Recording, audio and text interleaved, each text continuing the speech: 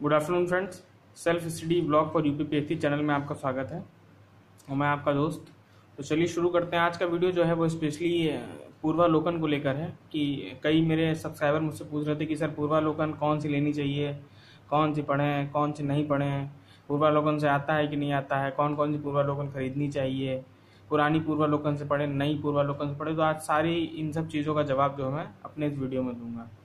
तो सबसे पहले शुरू करते हैं, पूर्वालोकन क्यों जरूरी है। सबसे पहला क्वेश्चन जो मेरे सब्सक्राइबर ने पूछा था, पूर्वालोकन जरूरी इसलिए है क्योंकि जब आप पूरा सिलेबस अपना कंप्लीट कर लेते हैं, लगभग सिलेबस जैसे आपने मान लीजिए साइंस पढ़ रहे हैं या ज्योग्राफी पढ़ रहे हैं, आपने सिलेबस अपना कंप्लीट कर लिया या कंप्लीट नहीं भी किया, मान लीजिए आपने कोई टॉपिक पढ़ा तो उस टॉपिक को आपने पढ़ लिया, अब आपको पता नहीं कि टॉपिक से क्वेश्चन कैसे आएंगे, तो उसके लिए हमें ज़रूरत पड़ती है पूर्वालोकन की। मान लीजिए आपने साइंस में क्या कहते हैं डायलिसिस सिस्टम पढ़ा आपने, मान लीजिए, या आपने हार्ट पढ़ा साइंस में, तो अभी हार्ट में क्वेश्चन आयोग कैसे पूछ रहा है तो वो आपको इस पूर्वालोकन से पता चलेगा। तो पूर्वालोकन का महत्व यहाँ पे है। दूसरी बात क्या है, पूर्वालोकन कौन कौन सी लेनी चाहिए। आपको मैंने उस दिन बताया था कि कुछ इंपॉर्टेंट जो टॉपिक्स हैं वो मैंने आपको बताया था किससे किससे क्वेश्चन आते हैं, तो आप देख लीजिए। सबसे ज़्यादा इंपॉर्टेंट टॉपिक्स जो हैं आपके करंट अफेयर है, हिस्ट्री है, भूगोल है, उसके बाद यूपी जीके हो गया आपका, रीजनिंग तो हाई इम्पोर्टेंट, साइंस हो गया, और बाकी तो पॉलिटी हो गया, और इन्वायरमेंट और इकोलॉजी हो गया। तो आप मान के चलिए आपके पास कुछ नहीं तो 6 पूर्वालोकन मैंडेटरी है होना। 6 पूर्वालोकन बिल्कुल होनी चाहिए आपके पास। इसमें सबसे पहली पूर्वालोकन जो है वो साइंस की होनी चाहिए, क्योंकि साइंस में कुछ नहीं तो कम से कम 10 से 15 नंबर के क्वेश्चन आते हैं।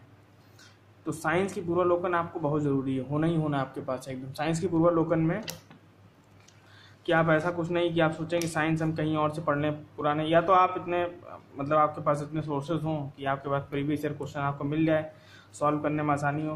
बहरहाल आप जो है साइंस की पूर्वालोकन जरूर खरीदिए। और साइंस में भी आप कोशिश करिए कि बायो का जो पोर्शन है, ये जैसे बायो का पोर्शन इसमें दिया हुआ है, देख लीजिए। मेरे पास तो पुरानी 2020 वाली पूर्वालोकन है, 331। ये देखिए मैं आपको दिखा देता हूँ।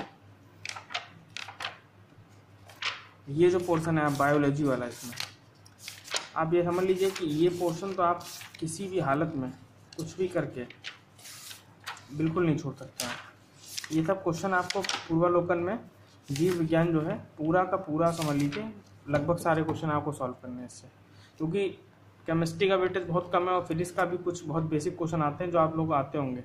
तो इसलिए पूर्वालोकन जो है साइंस की बहुत इंपॉर्टेंट है, इसमें बायो पोर्शन बहुत जरूरी है पढ़ना आपको। अब मैं अभी इसके बाद मैं वीडियो बनाऊंगा जिसमें मैं बताऊंगा कि बायो जो है उसमें कौन कौन से टॉपिक इंपॉर्टेंट है। 8-10 टॉपिक है, मैं आपको बता दूंगा, आप लिख लीजिएगा, उसके बाहर क्वेश्चन आएगा ही नहीं, मेरा मतलब पर्सनल अनुभव है। उसके बाद हमारा हो गया भूगोल।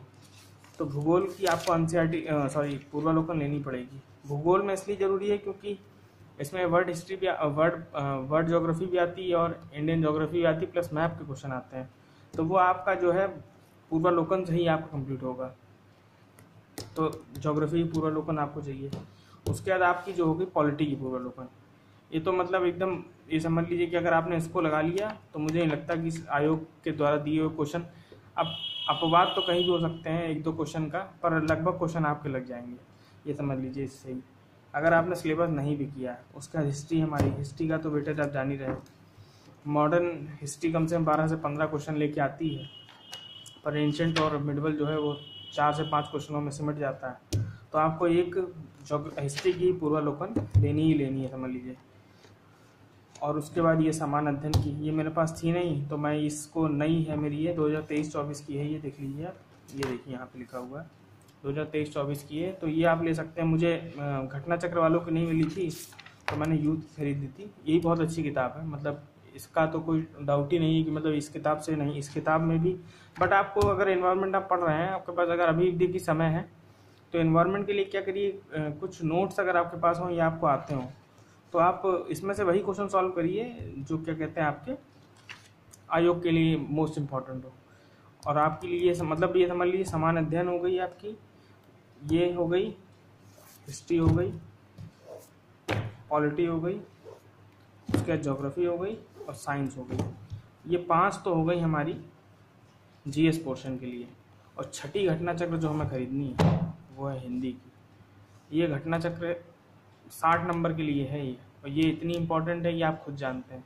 इसमें से तो कुछ मिस ही नहीं करना है, पूरी की पूरी किताब पढ़नी है, एक एक लाइन एक एक वर्ड, मतलब इसमें से कुछ भी नहीं छोड़ सकते। आप सोचें कि लाई इसमें ये टॉपिक छोड़ दें ना, इसमें तो मतलब कंठस्थ करना है तरीके से। अगर ये कंठस्थ हो जाए, उसके हरदोई बहारी साहब की है, एक मैंने पुराना वीडियो डाला था उसमें यूनिवर्सल की बुक थी, डिकोड की भी किताब है। अगर इन सब किताबों का ज़्यादा आप किताब ना लीजिए, ये कर लीजिए, एक किताब और कोई कर लीजिए, 101% में बता रहा हूँ 50+ मार्क्स तो 55+ मतलब मार्क्स तो कहीं नहीं गए आपके।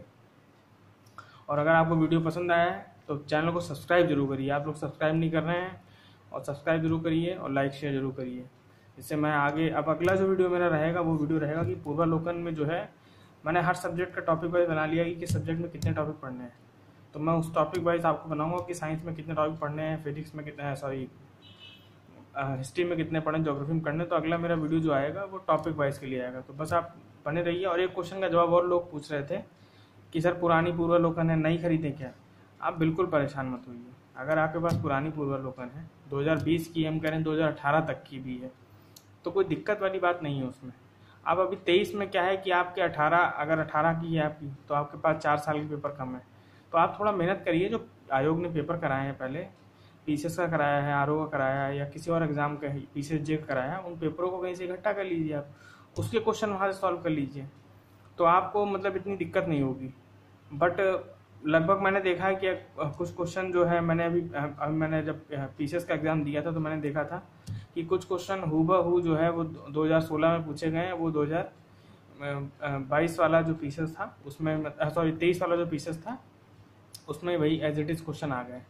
तो क्वेश्चन तो मिक्सअप रहते हैं, बट यही खाली बस बेसिक सा अंतर यही है खाली कि आपकी पुराने में थोड़ी अपडेटेड, मतलब अपडेटेड वो रहेंगे जो नए क्वेश्चन पूछे गए होंगे।